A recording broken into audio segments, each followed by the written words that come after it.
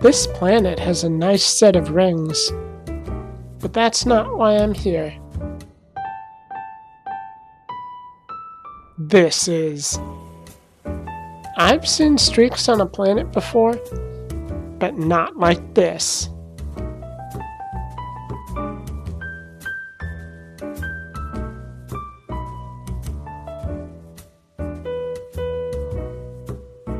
Commander's Log, November 18th, 3306.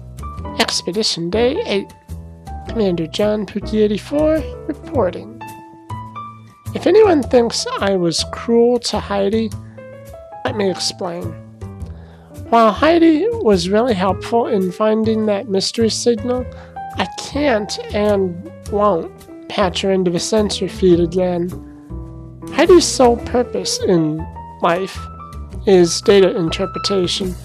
You give her a block of raw data, and she studies it and looks for patterns to bring it into focus. She can, as she demonstrated, pick out signals from a ridiculous amount of background clutter. However, she has an issue that is common to her programming, and her manual file actually warned me about this when I was installing her program. When presented with a constant stream of raw data, she speeds up her analyzing subroutines to the point where she actually starts to crave data. Had I not disconnected her when I did, she would have been unable, and possibly even unwilling, to focus on the Ramblon's data burst, which is the whole reason I bought her program. She might hate me now as much as an AI can hate, but she'll get over it. And what's this on my scanner? Oh man, it's an SRV. Or it was. As fun and amazing as exploring the galaxy is, it's also dangerous if you don't know what you're doing. Looks like the black box survived. Downloading the files now. Looks like a transmission and a series of logs. They're not encrypted either, so let's see what happened. Lakon Customer Service, Jim speaking. How may I help? Yes, I want to file a complaint about a ship I purchased a couple of weeks ago. One moment, ma'am. I need your information. Can you tell me your name, the type of ship, its name, and the tail number? This is Commander Karen Ismad. It's an ASP scout named Irate, and the tail number's N2S2AM. Now can you take my complaint? Thank you, ma'am. I see that the ship is registered with your account. Now, you said you wanted to file a complaint? Finally! Yes, I do. It's a piece of junk. We're sorry you're having trouble with it. Is there something specific that's wrong with it?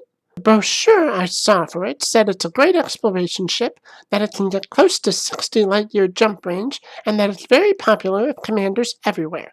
This thing can barely make it around the bubble.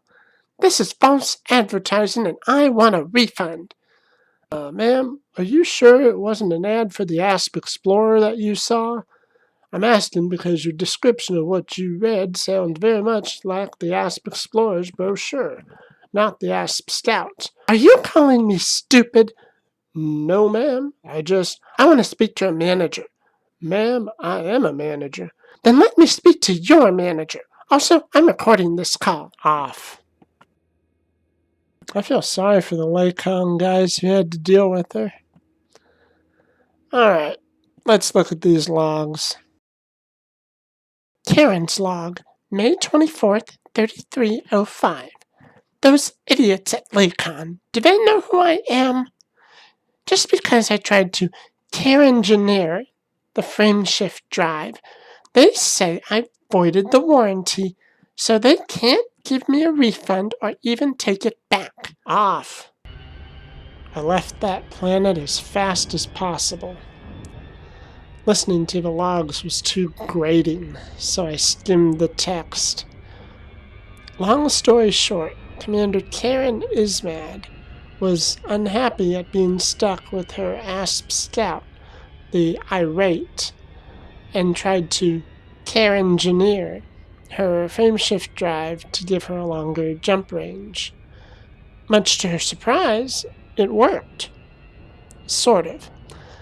Her computer logged an unknown discharge from the drive after she'd tinkered with it and was doing a test flight.